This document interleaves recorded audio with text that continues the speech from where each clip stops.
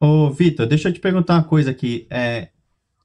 Uma coisa que a gente percebe muito é que depois que você desperta para essa questão do formato da Terra, da cosmologia bíblica, a gente começa a entender um monte de coisa. Principalmente quando cai a ficha, realmente você fala assim, pô, mas e essa ciência aí que os caras endeusaram ela, transformaram numa deusa, né?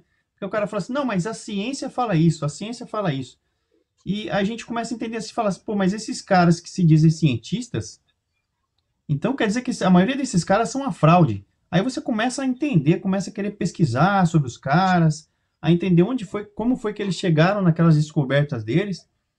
Tanto que um cara que ele é muito deixado de lado, vamos dizer assim, no geral, mas que foi um dos caras mais inteligentes que já existiu e infelizmente morreu aí na pobreza, até no esquecimento, vamos dizer assim, né?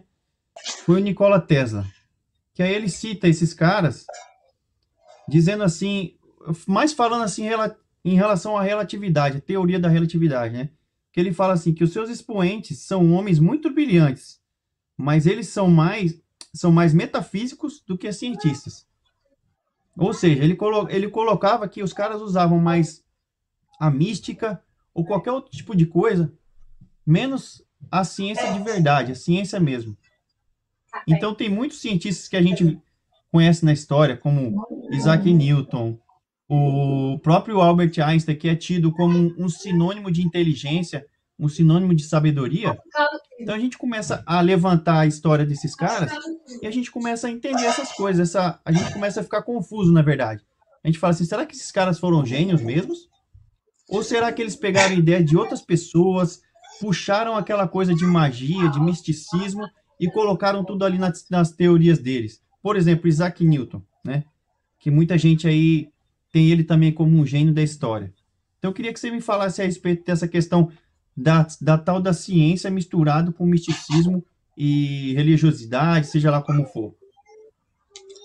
Irmão, você entrou em um ponto agora que é fundamental para qualquer pessoa, independente de ser terraplanista, independente de ser ufólogo, você que vive sua vida aí tranquila, não tá nem aí para nada, né? É um ponto fundamental. E a Terra plana leva a gente realmente a entender isso. Por quê? Porque a gente percebe que a batalha espiritual ela é real e os cientistas eles têm o lado obscuro deles que a ciência ela tenta que a história tenta esconder, tá? Então, alguns cientistas são místicos, alguns cientistas são realmente militantes, né, do ocultismo, tá? Por exemplo, Isaac Newton, que você mencionou aí agora, tá cheio de ocultismo na história da gravidade. Isaac Newton, ele é o último feiticeiro e o primeiro cientista do mundo. O mundo deixa de chamar os feiticeiros, os bruxos, os magos. Falhou? Ele é elevado Tá ao dando uma, grau de tá dando uma Sir falhada no. Isaac. Eu sou uma falhada no seu vídeo aí, o Vitor, mas já voltou. Certo. Então, Isaac Newton, ele é considerado o último dos feiticeiros e o primeiro cientista do mundo, tá? E tá cheio de ocultismo na gravidade, tá? Inclusive, nas três leis de Newton, a terceira lei, para toda ação, uma reação, é uma homenagem à maçonaria, né? Da qual ele fazia parte, ele era membro da Royal Society, ele também era ocultista, ele era satanista, trabalhava muito com a questão da alquimia. E o livro, né, que Isaac Newton mais leu na vida foi a Bíblia, porque ele tentava encontrar, segundo ele, o código secreto onde o apocalipse aconteceria. E você falou de Nikola Tesla, né? Eu vou falar um pouco mais de Newton aqui e esse ocultismo, beleza? E os problemas da gravidade. Tesla, eu costumo dizer o seguinte, né? Terra plana e Terra globo são dois opostos. Então, a gente acredita na Terra plana e tem a Terra globo. Nós gostamos de Tesla e as pessoas gostam de Einstein, né? A gente gosta de experimentos e as outras pessoas gostam de teoria. Então, Einstein não era ocultista. Mas estamos juntos aí. Prossiga aí, o Falcão, por gentileza. Vai lá, pode mandar bala aí. Continua seu raciocínio. Você estava falando sobre Einstein e o Tesla que citava ele, né? Que citou ele também. Beleza. Mas desculpando aí, pessoal, a interferência aí. Então, o que acontece? O Tesla, ele dá uma entrevista, né, ao jornal New York Times, e em 1935, tá? E aí, era 75 anos de idade dele, né? Estavam homenageando o Tesla pelas invenções, pela carreira e tal. E aí a jornalista, durante a entrevista, pergunta, né, o que é que ele achava do Einstein. E aí, Tesla, e o Einstein? E aí o Tesla, ele fala algo que está documentado, pessoal. Né? Quem pesquisar aí, Tesla fala sobre Einstein. Opinião do Tesla sobre Einstein. Você vai ver que vai aparecer várias coisas, né? E aí Tesla fala o seguinte, abre aspas, né? Einstein é um mendigo envolto em púrpura, onde os ignorantes o adoram como um rei. A relatividade amarra todos os erros e falácias e os veste em roupas matemáticas elegantes que enganam e fascinam os cegos. Os expoentes dela são homens brilhantes, mas não são cientistas. São metafísicos. Nenhuma proposta da relatividade conseguiu ser provada. Fecha aspas. Palavras do Tesla. Isso gerou uma comoção um alvoroço tão grande na comunidade científica, porque nós temos o maior cientista de verdade, que é o Tesla, né? São mais de 700 invenções patenteadas. Você chega aí no Google Patents, aí você digita lá o nome do cientista que você quiser. Digite o nome Albert Einstein. Me mande uma invenção de Einstein. Não tem. O que vai aparecer sobre Albert Einstein são estudos do Hospital Albert Einstein, os médicos lá e tal, mas o Albert Einstein, cientista, com suas invenções, nada, relatividade. Albert Einstein, inclusive, foi indicado ao Nobel 62 vezes pela relatividade e nunca foi, né, premiado, nunca ganhou o prêmio pela relatividade. Ele vai ganhar o prêmio depois pelo efeito fotoelétrico, que também não é dele. Né? Eu esqueci agora quem é o cientista, né? Mas, quer dizer, o cara, depois de quase 10 anos de morto, Albert Einstein explicando o efeito fotoelétrico, vai lá e dá o prêmio pro cara. Por quê? Porque todo o lobby, né, todo empresariado que está por trás de Einstein, precisava dar o prêmio ao Albert Einstein. E a gente sabe que esses prêmios aí, meu amigo, pô, pelo amor de Deus, né? Então, a gente sabe que tem por debaixo do pano ali, né, a necessidade. E Albert Einstein leva o prêmio por conta disso, tá? Não por conta da relatividade. Não serve para nada. Mesmo que a relatividade fosse provada, você usa a relatividade para quê? Aí falam de GPS, falam assim o quê? A relatividade foi provada por causa no eclipse de Sobral. Foi provada no eclipse de Sobral, beleza. Então vamos rever o eclipse então pra gente ver se é isso mesmo? Não tem como, velho. Passou o eclipse, meu amigo. Acabou. Né? Experimentos é você fazer, anotar, colocar, né, como registro, e você dá a possibilidade para que outros cientistas possam refazer o experimento, reanalisar o experimento, estudar o experimento, né? Relatividade é teoria, é física teórica. Inclusive, se você quiser colocar aí, irmão, eu mudei de lugar aqui, acabei não pegando a imagem, mas se eu não me engano é a imagem 4, né, da Mileva. Deixa eu pegar o caderno aqui. Pera aí, rapidinho. Aí, ó. Tá na tela essa daí, ou... Pronto, exatamente. A Mileva é a primeira esposa de Albert Einstein, pessoal. E ela é que está por trás da genialidade de Einstein, tá? Cartas encontradas por historiadores, por amigos da família, cientistas que estavam ali, né, olhando as anotações de Einstein, dela também. Ela formou em matemática avançada, física avançada, inclusive estudou com Einstein, ela está por trás dos cálculos, certo? Inclusive, ela tem cartas dela com outros cientistas, ela dizendo que descobrimos, né, algo que vai mudar a vida do meu marido e tal. Ou seja, né, como Einstein já falou, como Tesla falou, né, envolve em cálculos em matemáticas elegantes que enganam e fascinam os cegos. Então, assim, a história parece que não está bem contada. Então é por isso que o canal Pensando Fora da Caixa, ele incomoda, porque eu chego e mostro isso para as pessoas. Ó, o andar da carruagem está apontando para Einstein não ser o que dizem que é. Albert Einstein começou a falar as primeiras letras aos 4 anos de idade, irmão. Pelo amor de Deus. Tem estudos aí mostrando que Einstein começou a falar as primeiras frases, as palavras, com 7 anos de idade. Isso não é um quadro de uma pessoa que é gênio. Entendeu? O professor César Lattes, brasileiro, o maior cientista brasileiro hoje, ele chama Albert Einstein de débil mental, irmão. Inclusive, eu tô com a entrevista dele aqui. Eu não sei se eu cheguei a passar pro Cícero. Albert Einstein, uma fraude. Se tiver aí, irmão, pode botar. Sim, você passou para mim. Não é isso? E aí, o que acontece? Deixa eu ver se está aqui. Eu tô olhando agora aqui a entrevista dele, tá? Concedida no dia 5 de julho de 1996.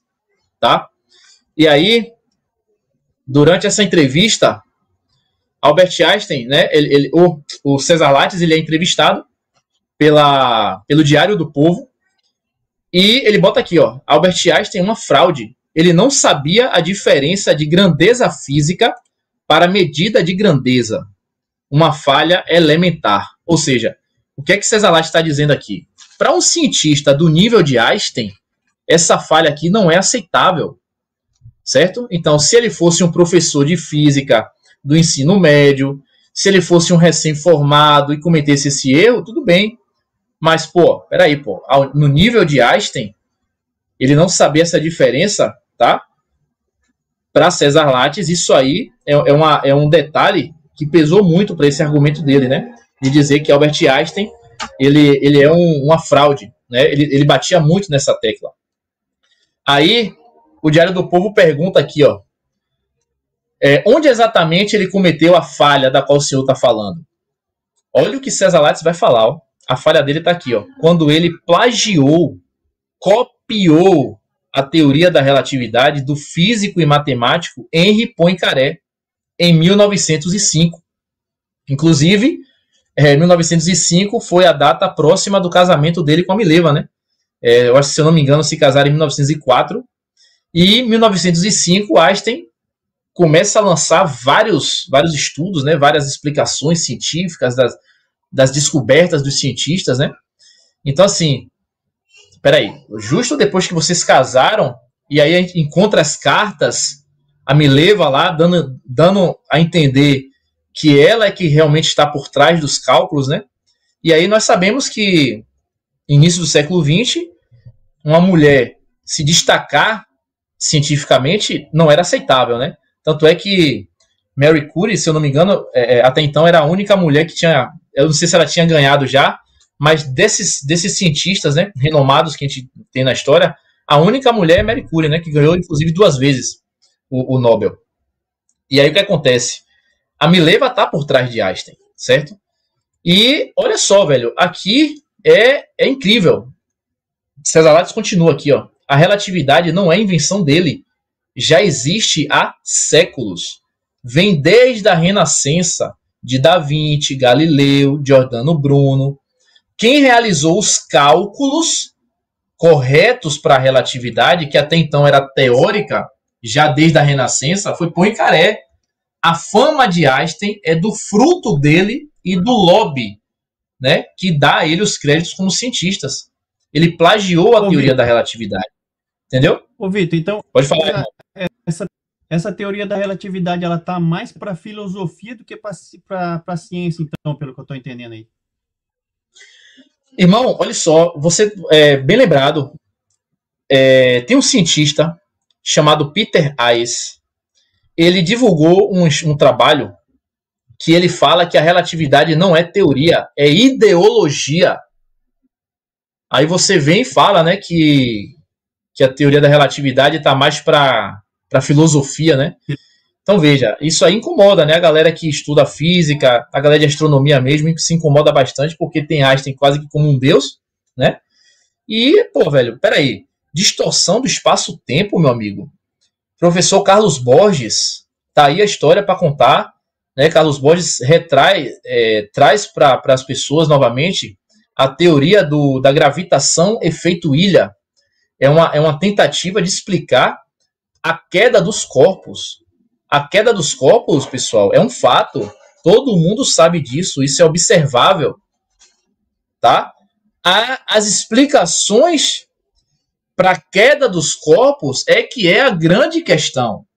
E a gravidade, né, de Newton explica isso aí.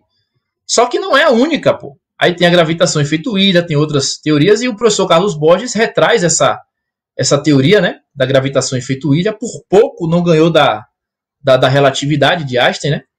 E o professor Carlos Borges fala, inclusive em palestras, a relatividade de Einstein atrasou a humanidade em pelo menos 100 anos.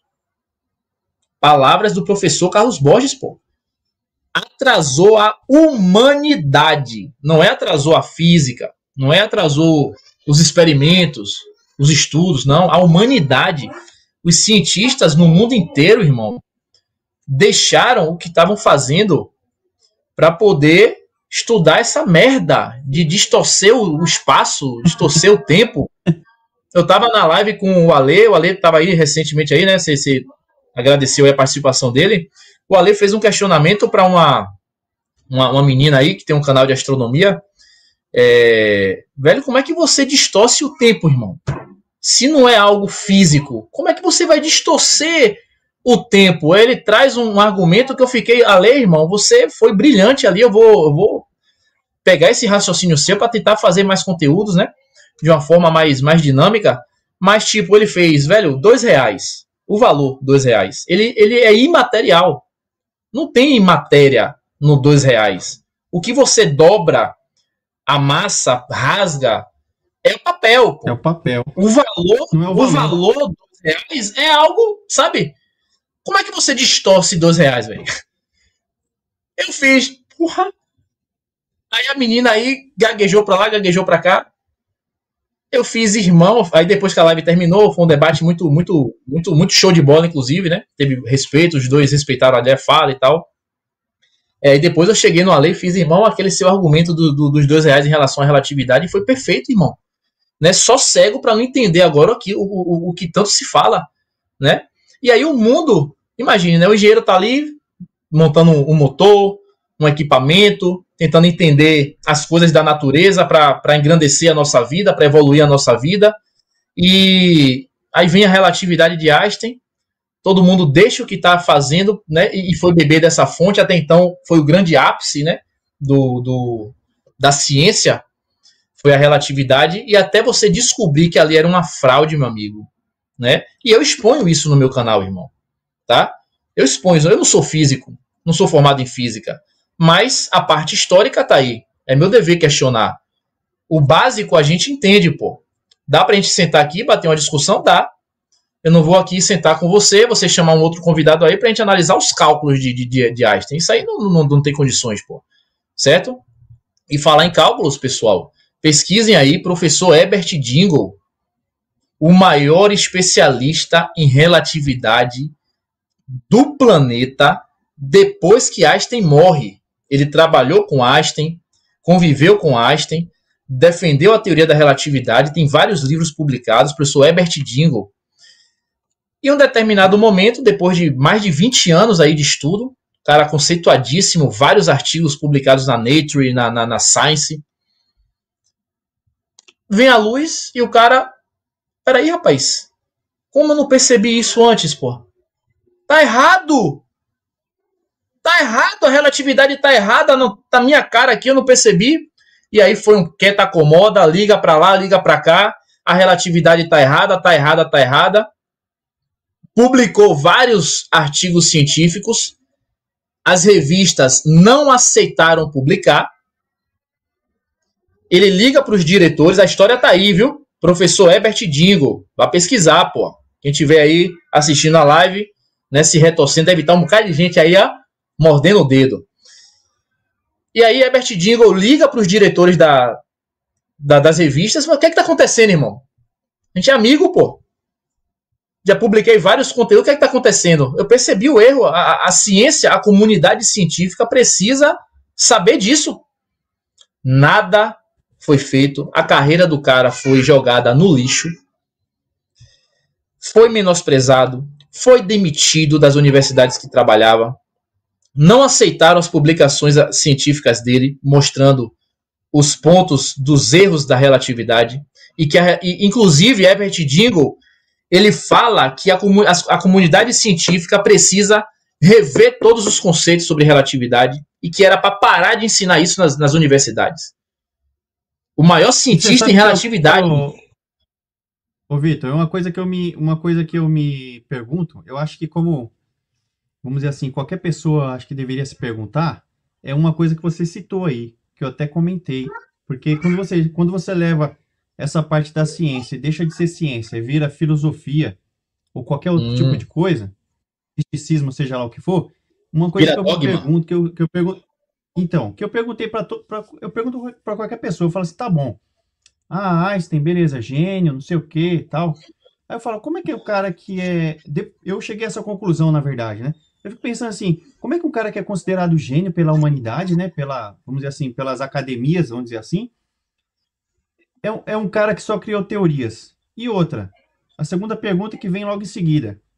O que isso tudo que ele, você assim, descobriu ou inventou essas teorias, o que isso mudou para a humanidade? Porque é que nem você falou aí, um engenheiro está estudando, o cara vai lá e estuda, cria um motor que gasta menos combustível, um motor mais potente, um motor menor, porém mais potente.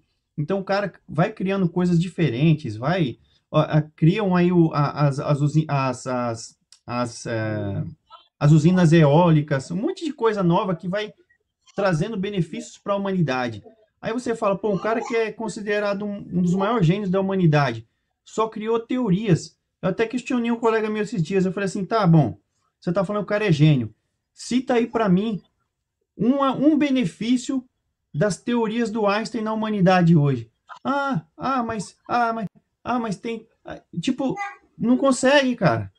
Porque que nem a relatividade que você falou, esse negócio de falar que o espaço se curva, cara, isso para mim, se você pegar um cara, um brasileiro, qualquer pessoa normal vai falar assim, pô, cara, eu tô aqui construindo um muro, uma casa, eu tô fazendo um alicerce de uma casa, eu tô ensinando as crianças sobre uma coisa, eu tô criando outra coisa, eu tô trabalhando num serviço. Tipo assim, ó, não quero nem saber disso aí, porque isso aí não vai mudar em nada na minha vida. Isso não vai trazer benefício nenhum. Aí um cara desse, eu não me conformo que um cara desse é considerado gênio. Aí depois, quando veio à tona esses negócios das cartas da esposa dele lá e tudo mais, que eu falei, isso aí é a pá de cal. É aquela coisa assim, é um cara que é pego como não vou dizer um fantoche, mas é um cara que é pego como uma figurinha carimbada. Fala assim, vamos pegar esse cara aqui e vamos colocar um rótulo dele de gênio. Esse cara é o nosso gênio. Vamos pegar esse outro aqui e ele vai ser o cara lá, um salvador, um herói na África. Então vai ser esse cara aqui. Então, são essas figurinhas que são pegas na história e são colocadas aí como celebridades ou como grandes pessoas, grandes nomes da história aí, que depois, com o tempo, você vai percebendo, pô, não tem nada a ver. Pegaram ideias de outras pessoas, não souberam usar, ou colocaram em prática como se fosse deles. Você citou aí o professor César Lattes. Eu só queria que você deixasse claro, porque muita gente não conhecia, eu até realmente não conhecia ele, mas eu sabia, eu sempre ouvia, eu falava, pô, esse nome não é estranho. E aí eu vi que a maioria dos, se eu não me engano, não sei se são todos da área de exatas, mas pelo menos os físicos eu sei que eles têm lá o currículo Lattes, né? Então esse cara foi tão importante para o Brasil que foi colocado o nome dele, o sobrenome dele como um currículo, não é isso? Só dá uma explanada Isso para nós aí. foi em homenagem a ele e, ao meu ver, irmão, é pouco, tá? Para mim é pouco.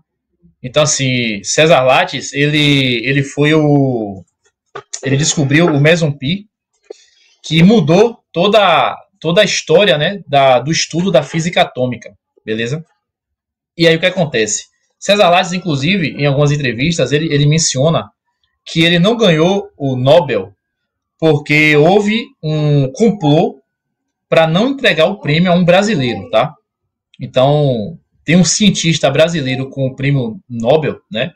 Então, não tem condições.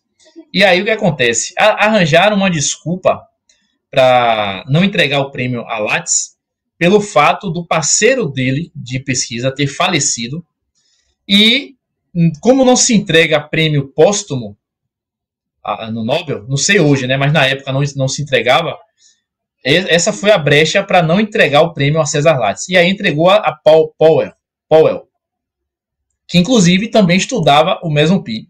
Ou seja, o cara melhorou o que ele já estava estudando, questão dos estudos atômicos lá, ele melhorou depois do César Lattes. E aí descobre-se que uma carta foi enviada a César Lattes quando ele foi mencionado para ganhar o Nobel. Só que essa carta não foi entregue a César Lattes, né? E ele descobre essa carta quase mais de um ano depois. E assim, velho, César Lattes, para você ter ideia, ele fez um documento denunciando Einstein, velho. Denunciando Einstein. No dia de entregar esse documento, na hora, na mesa, assim, ó, para entregar, tome aqui meu documento. Ele, ó, quer saber de uma? Botou o documento debaixo do braço, saiu, foi pro interior dele e passou o fim da vida dele lá no interior, isolado, tranquilo, de certa forma amargurado também. Isso a gente vê quando lê as entrevistas de César Lattes, Jornal da Unicamp. Eu tô com todos os jornais aqui, tá? Quem estiver aí assistindo, velho, estiver interessado, fala comigo nas minhas plataformas, fala assim, ó, velho, eu tava no Play 7, vi lá a situação, mande o jornal para mim, eu mando, tá aqui em PDF, tranquilamente, certo? E aí, você lendo, você vê que o cara tá ali, pô, com aquele nó na garganta, sabe? Por quê? Porque ele foi vítima, pô. Pense, irmão. Pense aí, um jogador de futebol é o melhor do mundo, só que o cara ganha o prêmio lá porque o cara tem patrocínio, o cara, né, vende camisa, tem toda uma... O cara não joga merda nenhuma. Mas entendeu? No Brasil, isso é normal, cara. Então sempre vai existir os heróis, né? Os heróis fabricados, né? Essa é a grande verdade. César Lattes é um herói de verdade, né? E os verdadeiros ficam no anonimato, né?